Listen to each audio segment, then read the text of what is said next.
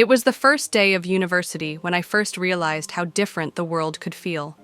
I had spent my whole life in the same small town, and I was used to the routine: school, work, weekends with my friends, the occasional family gathering, and the quiet days where nothing much happened. I thought I knew who I was, until I stepped onto the campus of a bustling university in a city far from home. The campus seemed to stretch on forever, filled with towering buildings, trees that whispered in the wind, and paths that crisscrossed in ways that felt purposeful, even if I couldn't yet see where they all led.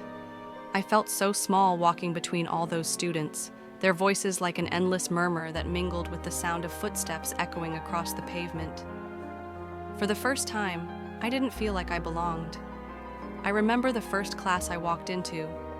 The room was huge, filled with rows of chairs that were already occupied by students who seemed far more confident than I felt. I found an empty seat near the back and sat down, my heart racing in my chest. The professor, a woman with sharp glasses and a voice that commanded attention, introduced herself with the kind of ease I could only dream of possessing. Her words were crisp, confident, so different from the nervous stammer I was used to when meeting new people. I barely knew what to do with myself. I wasn't sure if I should make eye contact with anyone or if it was better to keep to myself. So I buried my head in the syllabus, pretending to absorb the information that seemed so foreign to me.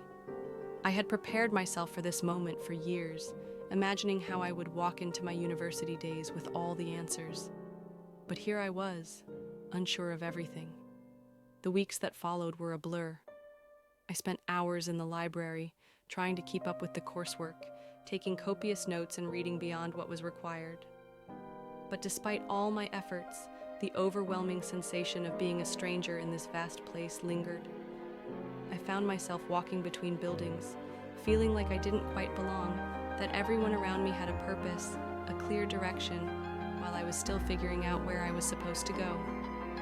Then there was the challenge of friendships. I had always been a bit of an introvert, content with a small circle of friends, but university was different. People here were outgoing, friendly in ways that seemed effortless. I watched as they formed groups, shared inside jokes, and laughed together. I tried to join in at times, but there was a subtle barrier I couldn't break through. I didn't know how to make myself known. I couldn't find my place in their conversations. But then, slowly, something changed. One afternoon, I was sitting alone on a bench outside a cafe, sipping on coffee, when a girl sat down next to me. She had this unassuming, easy smile and the kind of warmth that made you feel like you'd known her for years. She introduced herself as Claire. We started talking about classes, about the anxiety that came with university, and about how strange it was to feel so out of place despite the excitement of being here. We laughed about the silly things we'd already done, like getting lost on campus or showing up to class in the wrong building. There was something about her openness that made me feel like I wasn't alone in this. That conversation turned into many others. Slowly, Claire and I started to find our rhythm. We formed a study group, then a friendship, and before I knew it, I found myself laughing and talking with others too. I began to realize that I didn't need to force myself to fit in. I just had to show up and be myself. But the most profound shift came when I started to realize that university wasn't just about academics. It was about growth, personal, emotional, and intellectual. I took courses I never thought I would, like philosophy and creative writing, subjects that challenged me to see the world from perspectives I had never considered. I joined clubs that allowed me to explore my interests, some of which I had never thought to pursue before. I started to see myself as someone who was capable of more than I had imagined.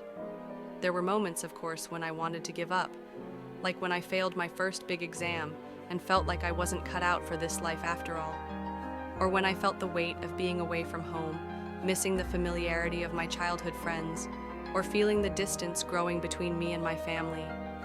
But every time I stumbled, I picked myself up with the help of the friends I had made, and the knowledge that I was here to learn, not just about the world, but about myself. The most surprising part was how much I grew in those quiet, late-night moments in my dorm room. When the whole campus fell asleep and the world outside was still, I found myself. I reflected on how much I had changed in such a short time, and I learned to trust myself even when I was placed in touch situations.